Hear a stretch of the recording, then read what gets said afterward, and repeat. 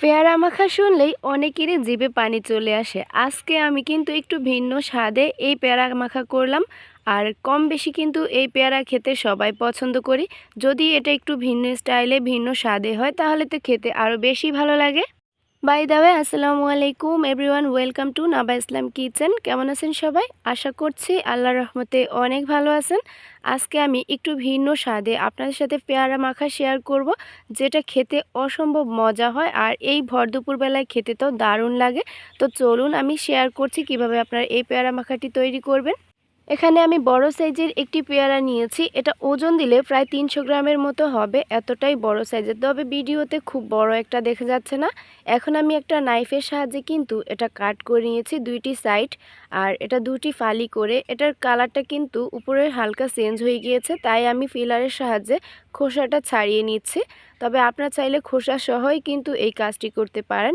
আবারও নাইফের সাহায্যে কিন্তু আমি এগুলো একটু ছোটো ছোটো করে টুকরো করে নিচ্ছি। স্কুল, কলেজ, ভার্সিটি কিংবা লঞ্চে যে ধরনের পেয়ারা মাখা হয় তার থেকেও কিন্তু দ্বিগুণ বেশি টেস্ট হবে এই পেয়ারা মাখাটি। তবে ভিডিওটি না টেনে আপনাদের কাছে সম্পূর্ণ দেখার অনুরোধ রইল, তাহলে আপনারা এরকম পারফেক্টলি তৈরি করতে পারবেন। তো আপনাদের সাথে কথা বলতে বলতে দেখতেই পাচ্ছেন একদম ছোট করে পিসেস করে নিয়েছে। এরপর আমি একটা বাটিতে নিয়ে নিয়েছি। এখন আমি নিয়ে নিচ্ছি কতগুলো ধনিয়া পাতা। এই ধনিয়া পাতাগুলো আমি একটু কিমা করে নিচ্ছি নাইফের সাহায্যে। তবে আপনারা চাইলে এগুলো একদম থেতো করে দিতে পারেন। এগুলো একটা সাইডে রেখে দিচ্ছি। এখন আমি একটা কাঁচামরিচ মাঝখান থেকে ফালি করে নিচ্ছি। এরপর আমি একদম কুচি করে নিচ্ছি। এটা জাস্ট ঝালের জন্য আর সুন্দর একটা কাঁচামরিচের ফ্লেভারের জন্য। এখন এই সবগুলো উপকরণ আমি পেয়ারার সাথে মিক্স করে নিচ্ছি। এখন কতগুলো শুকনো ইনগ্রেডিয়েন্টস অ্যাড করে দিব। তো প্রথমেই আমি নিয়ে নিচ্ছি হাফ চা চামচের থেকেও এখানে কম লবণ অ্যাড করেছে। এরপর বিট লবণ অ্যাড করে দিচ্ছি। টোটালি এখানে 1/4 চা চামচ হবে।